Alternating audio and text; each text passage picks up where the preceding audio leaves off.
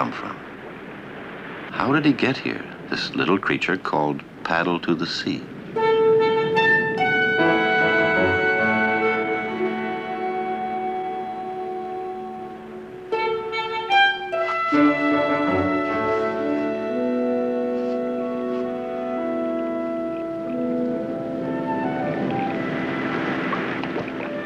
He couldn't know that Paddle had already traveled thousands of miles to reach the lighthouse on the headland by the sea.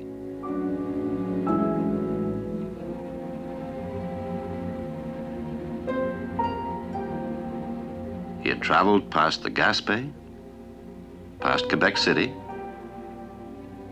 further than Montreal, further than Toronto, further than Lake Huron.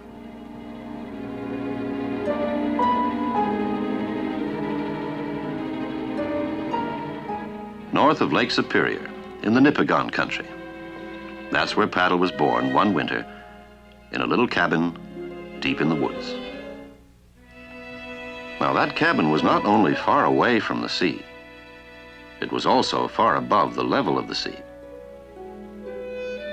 And that's why the boy who lived there got a cedar log from the woods and started to carve Paddle to the Sea.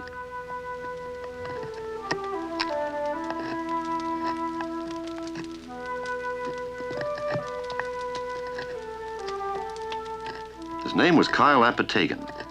He was a boy with a dream of a journey he couldn't make himself. But Paddle to the Sea might be able to, if he got him finished by springtime.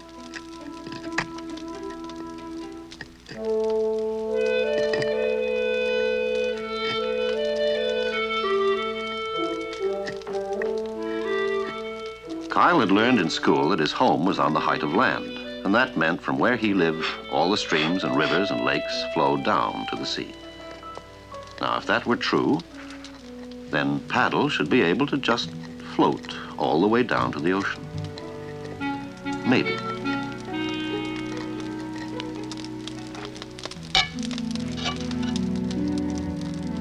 Of course, he didn't tell anybody about his dream. They would laugh at him and say it couldn't happen. He didn't tell anybody why he melted the lead. Of course, it was to keep Paddle upright in the water.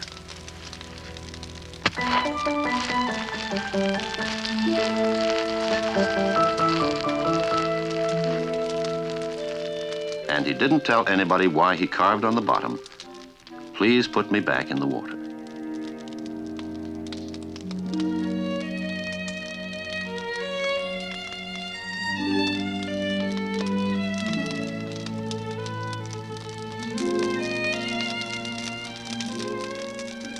But as he worked through the long winter evenings, and as Paddle grew more shapely and splendid and shiny, Kyle thought, I don't want to let him go.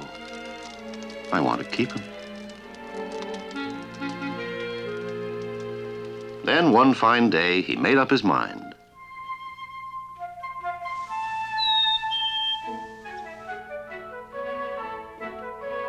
I made him to go on a journey when the ice and snow have gone from the rivers. Go he must.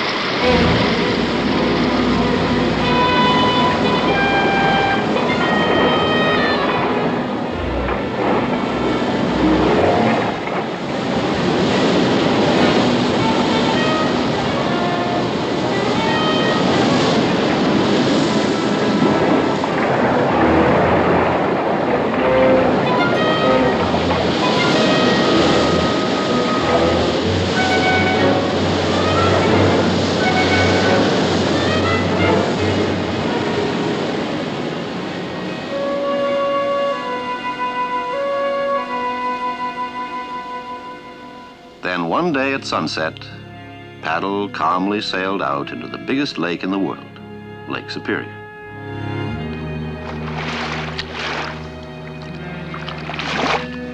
But Paddle couldn't paddle, of course.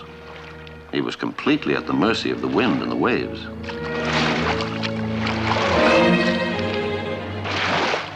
And it looked as if he would end his days as just a peculiar piece of driftwood on the lonely shore.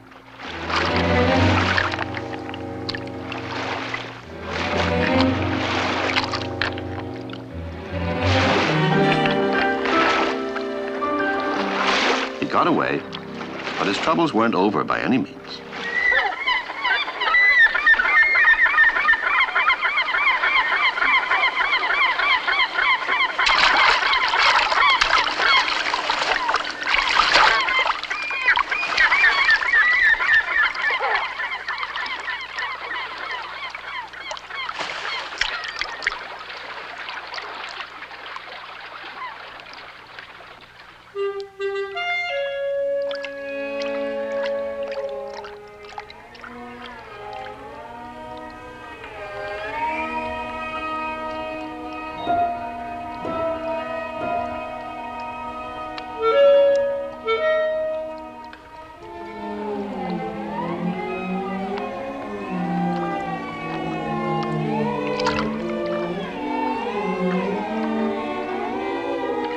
Everything that ran across him seemed to think he might be something to eat. But it wasn't Paddle they were after, really.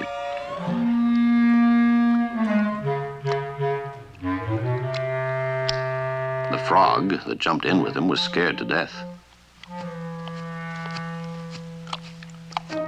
For there was an enemy lurking below.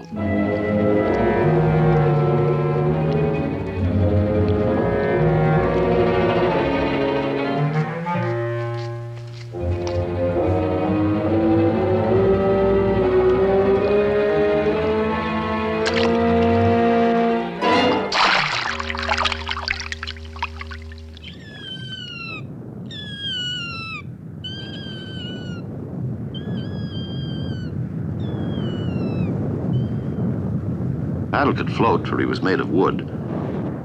He could also burn.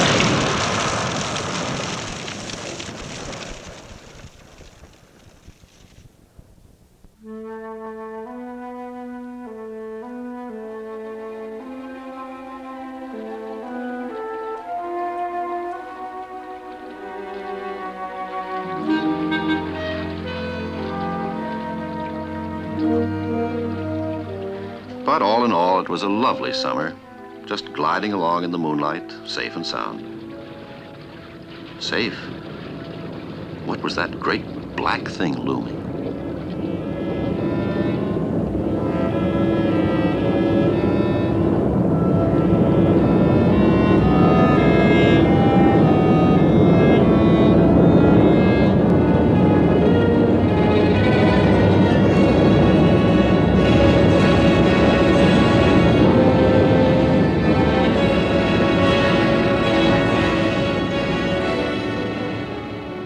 It was the first time Paddle had ever been this close to a ship.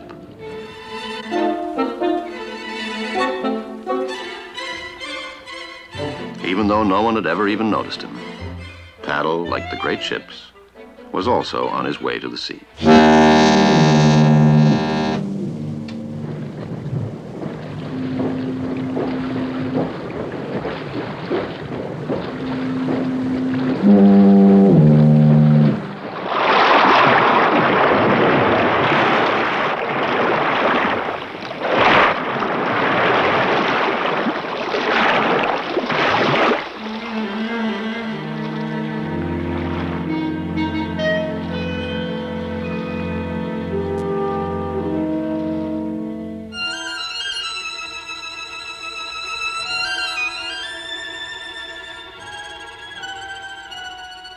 He couldn't know that as the days got shorter and colder, and the snows came to the darkening hills, that one day the water that carried him would turn into ice.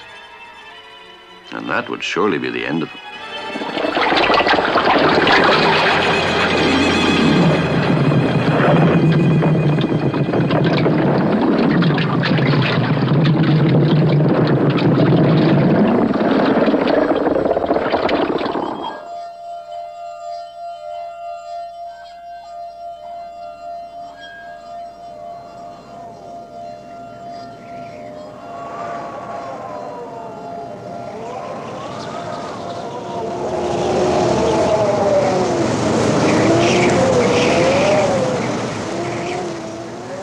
Came a day when paddle disappeared completely, gone without a trace.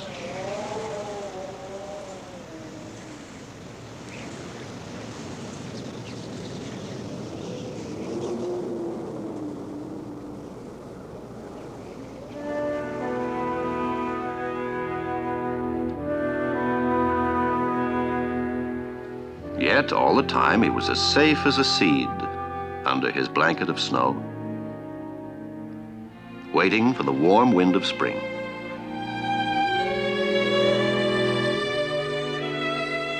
Waiting for the sun to release him. And one glorious day he was free again. Free to travel on into the land of people.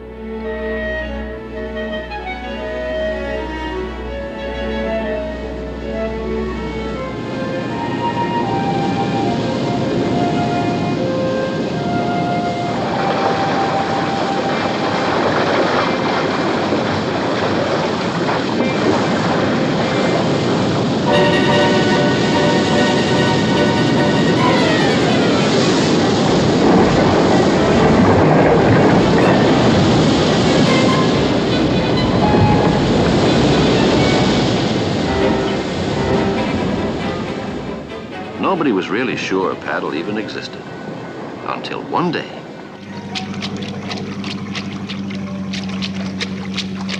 Quite by accident, he was caught.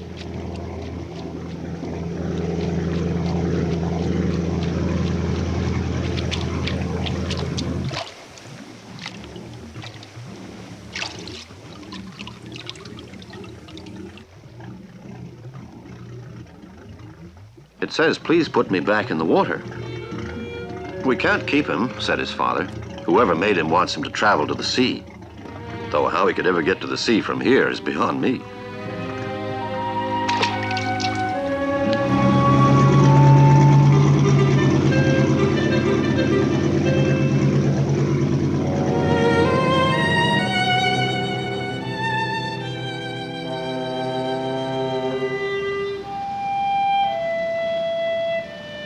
In all the time he'd been away, paddle had only got as far as Detroit, still almost 1,500 miles from the ocean.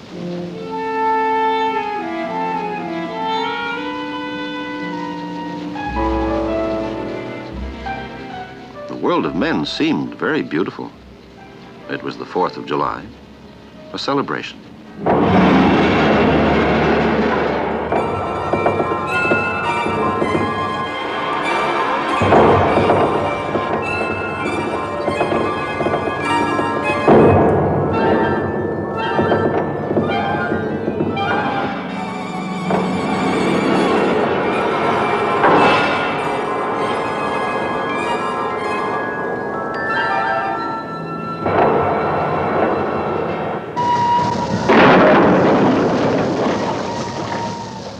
But for a little creature like paddle, the world of men was also very dangerous. Dangerous and dirty.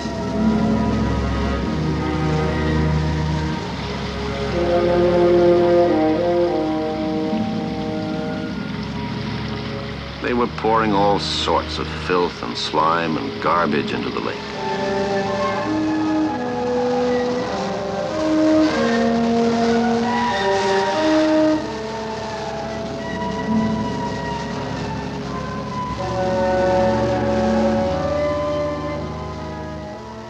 Worst of all, ahead of him lay Niagara Falls.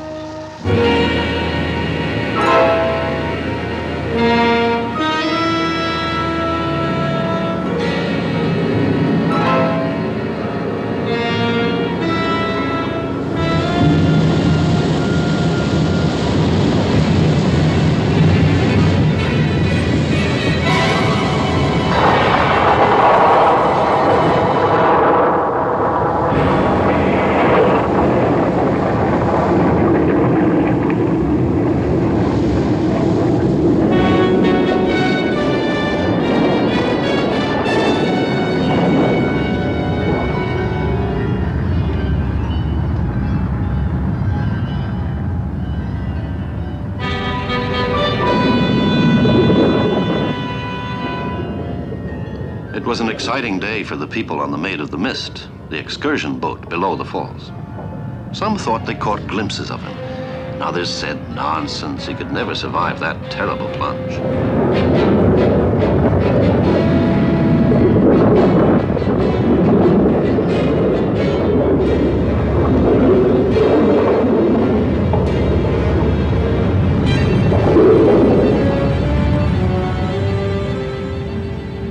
And then, just when his worst troubles seemed to be over, he disappeared.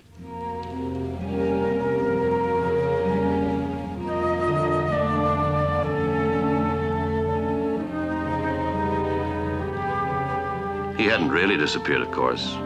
He was gliding through the night in lonely, hidden places.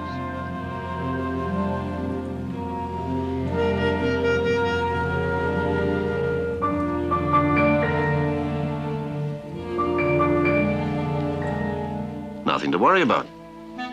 Unless that beaver decided to use him for building a dam.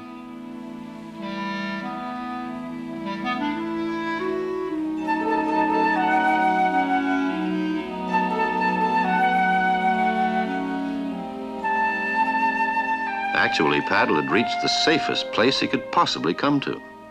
It was a wildlife sanctuary where all creatures are protected.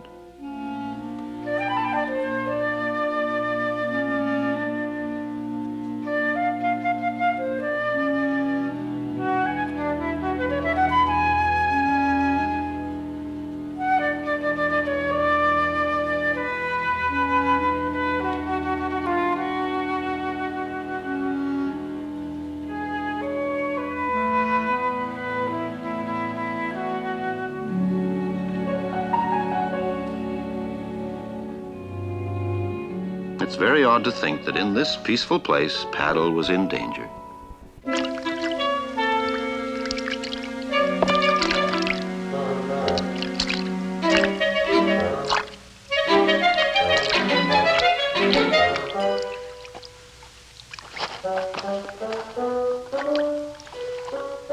The little boy didn't know how to read yet.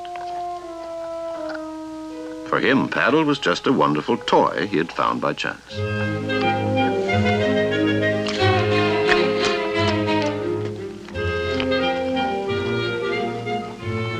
He'd take him home and keep him forever. And then he made his big mistake. He decided to play with him first.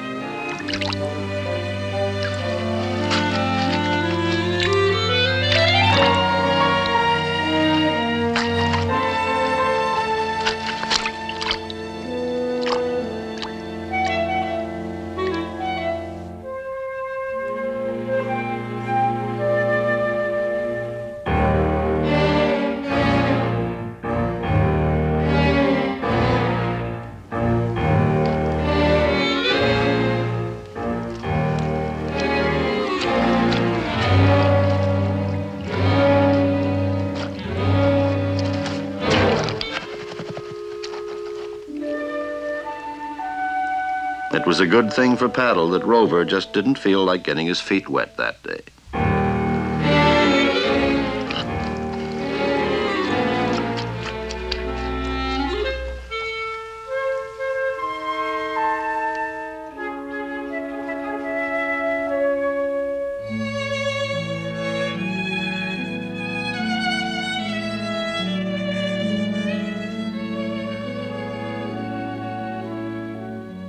Paddle was free, and ahead of him, only one last big barrier.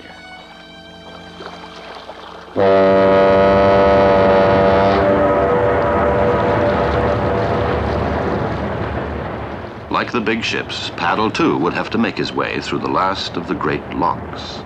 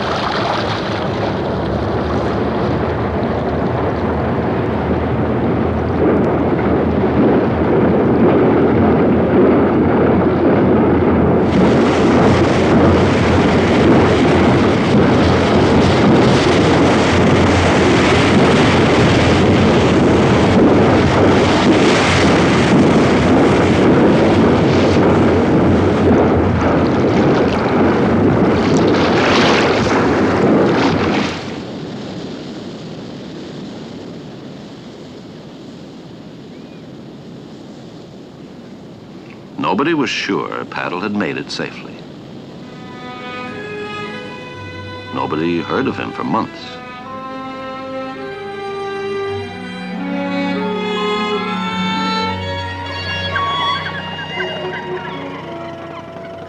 Then one fine summer morning, the fishermen set out. They were after codfish, and cod flourish only in the sea.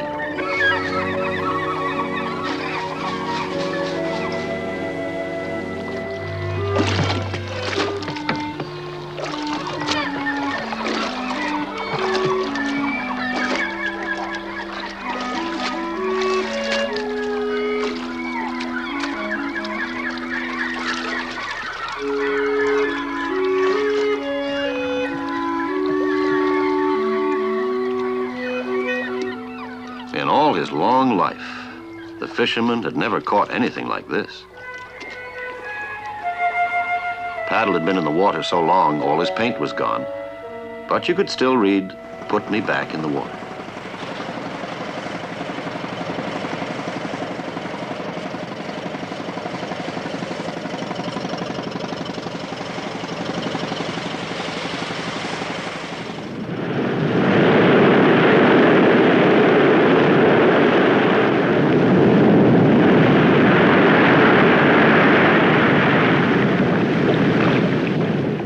That was when Paddle finally came to the lighthouse by the sea.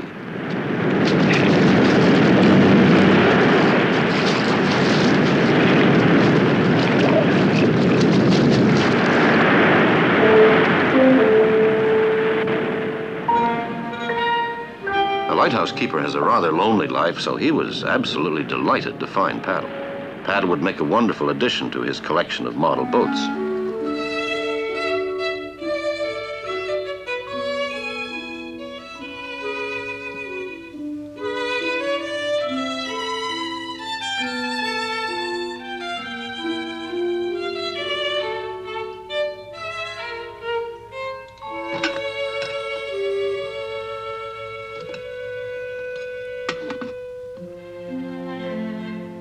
But then he read the message, and he thought, he's not really mine to keep.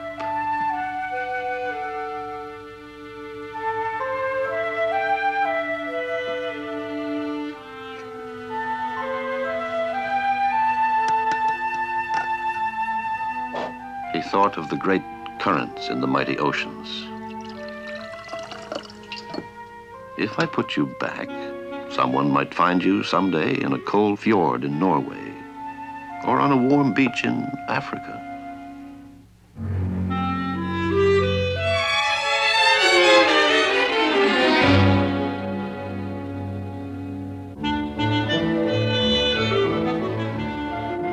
Who knows how far you may go? Who knows how far you've come? But that secret is known only to you and the boy who dreamed a dream and made him one winter long ago.